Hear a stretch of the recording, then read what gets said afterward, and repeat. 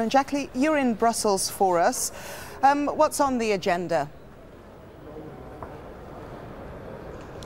Well, what's going on right now is those Eurozone finance ministers resumed their talks about an hour ago. Talks that already went on for 8 hours on Saturday.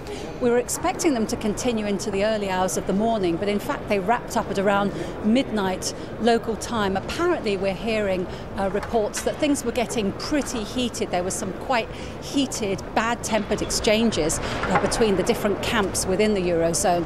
Those who are taking a very tough line with Greece, who have lost patience, who really haven't got much trust in the current team in Greece to put forward credible proposals, and those who are more sympathetic and really want to save Greece within the Eurozone at all costs.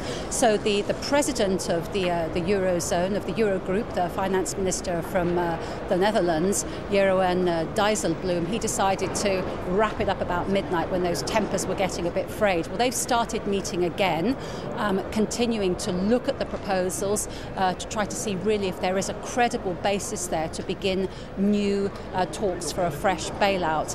The conversation will continue at the level of heads of government, starting a little bit later in the day.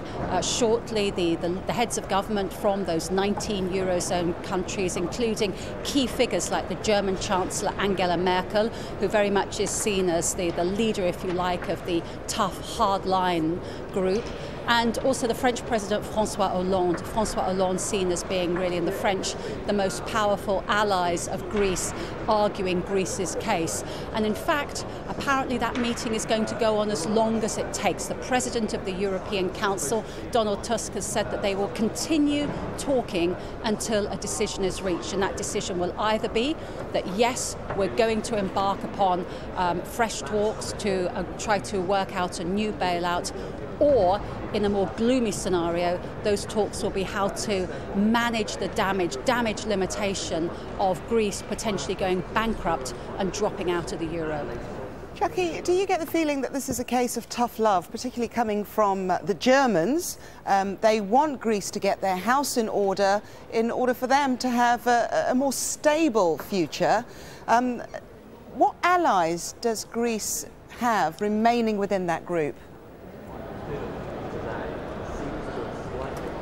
Well, leaders of the Eurozone countries, they say in public that they want Greece to remain in. I mean, Angela Merkel, the German Chancellor, is portrayed in Greece as this kind of villain, and she's seen as being the leader of this hardline camp. She in public says that she wants to find a way to keep Greece within the euro, not just for the interest of Greece, but for the interest of Europe and the euro as a whole, the stability of the currency.